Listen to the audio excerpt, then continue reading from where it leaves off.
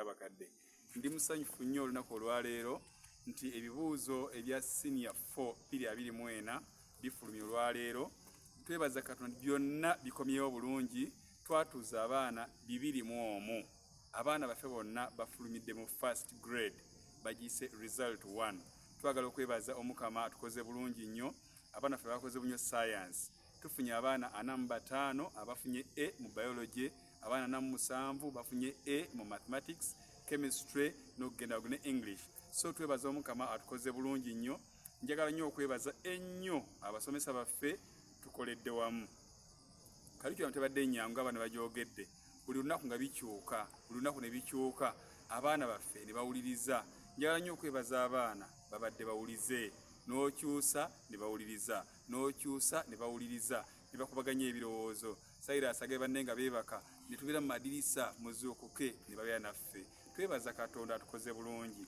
Klaasi ne badde ya njawulo nga bagenda okukola ebibuuzo baasooka kiwa mirembe. Badde bagenda okufulumya ebibuuzo bino ku lw'omukaaga babadde kiwa mirembe mu kusabira ebibuuzo bino. Tekyewuunyisa bonna bayitidde mu first grade.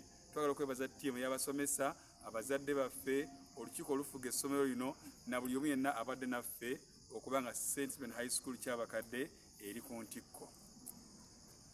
Oluzungu tulutaddewo. Curriculum empya okusagwa editicha. Mwenga abakulu b'amasomero bakoze etya. Singa kweri ebadde okwatwe tumanyi nti mufunye first grade abiri.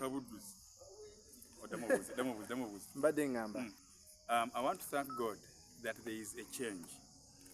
The new curriculum was supposed to take root on, I think, in 2010, but because of the financial shortages in the country, not take ground up 2017. So we began in 2020. This curriculum has been a challenging one, very challenging. Everything has been changing every other day. However, I want to thank God, it has sharpened us the more. Because the new curriculum, the teacher is a learner with the learner. You have to keep learning, you have to discuss, you have to handle children with care. They are delicate, but it has helped us a lot. We have been doing research, we have been discussing with the children. Every discussion, every contribution has been valued, and no wonder we are now shining. Katika curriculum ya A-level ileta Katudde mu Luganda.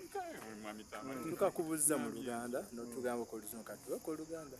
Njagala okwebaza Omukama nti curriculum eno yali enotandika mwaka gwa 2010 nitatandika 17 yatandika nejja 2020 ebadde neyo okusoomooza bingi nnyo okusookera ddala nti ebisomesebwa byagenda bikonjobolamu ebyo ne bijjibwamu ate nga n'omusomesa alina okukyusa enkola.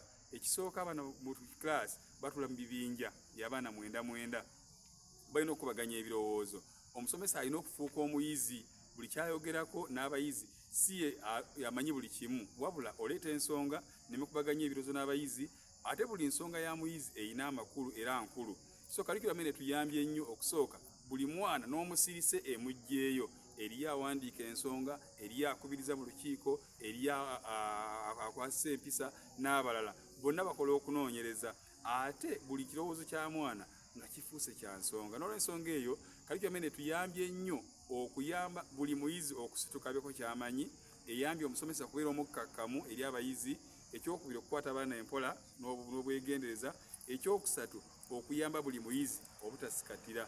Yonsonga lwaki mu kiseera kino tujaguza nti abaana baffe bonna eyafuna obuna ng'ajja wano, eyafuna 17 ng'ajja, bonna bayitidde mu ddala lisooka kubanga tuyambye abaana omulundi gumu bonna okutambulira awamu.